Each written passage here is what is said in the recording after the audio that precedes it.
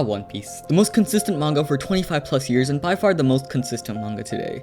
In the age of shonen with other popular titles such as Sukuna Kaisen, Handjob Man, and My Barber Fucked Me Up, we're blessed to be here today to read such a consistently good story such as One Piece.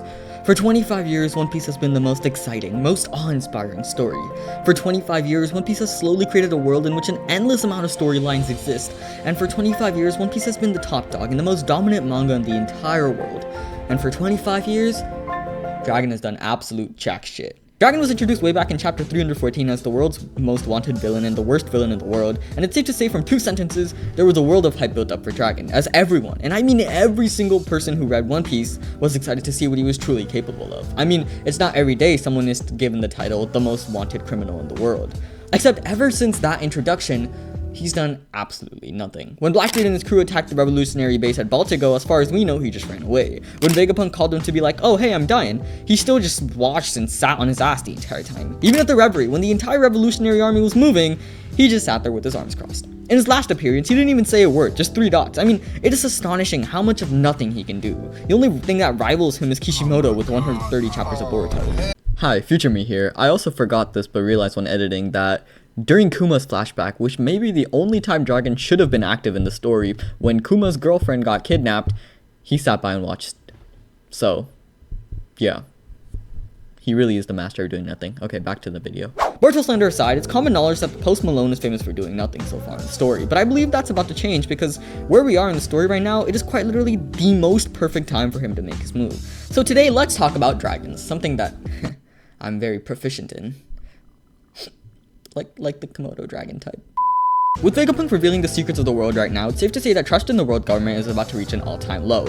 After this guy with such a rigid jawline, oh my days. Well, after he confirms that Lucia is gone, Vegapunk's words will have even more trust than they already do. I believe the reason Oda is showing us all the reactions to Vegapunk's message, even though we don't know like half these characters, is because he's showing us one very important thing. The world is turning on the world government. By creating mistrust in the government, Vegapunk is literally spoon-feeding the revolutionary army with the perfect setup. I mean, if the goal is to overthrow the current world government, what better time to do it than when everyone in the world already dislikes them? This is a once-in-a-lifetime opportunity for Dragon. The world's sense of right and wrong is already messed up right now, and they aren't sure who's correct in all of this. So piggybacking off this, Dragon could have an easy way to throw off the current government.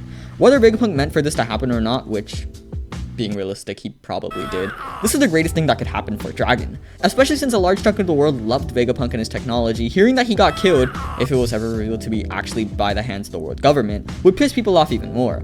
All this being said, Dragon just has to act right now, and his plan even might garner extra support from the world due to the chaos happening in this right now. Even if Vegapunk's message get cut off midway, the world would demand answers, and if Dragon can just give them said answers, well, he might as well just become the next leader of the world order. And we know he was on O'Hara, so who knows what he learned while he was there. But adding on to the chaos in the world government is also just weakened right now. With Garp gone and a fuck ton of their resources going towards Egghead, including all 5 of the Gorosei, Mary Joie is lacking in protection. I mean, sure, the 3 admirals are there, but this is probably the closest the revolutionaries are ever going to get to an easy chance at winning.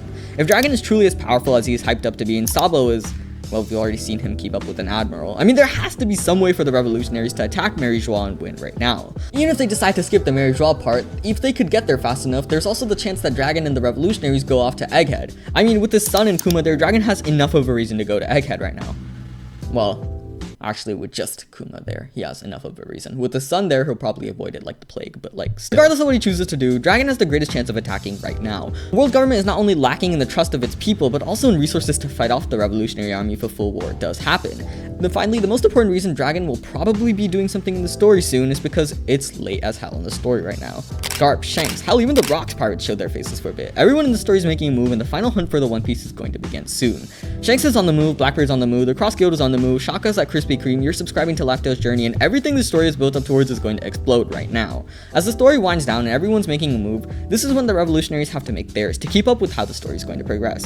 But finally, what do you guys think Dragon is going to do? Is he going to continue sitting there role-playing Deku's quirk, or will he finally do something? Let me know what you think down below. Overall though, that's it for me. Thank you.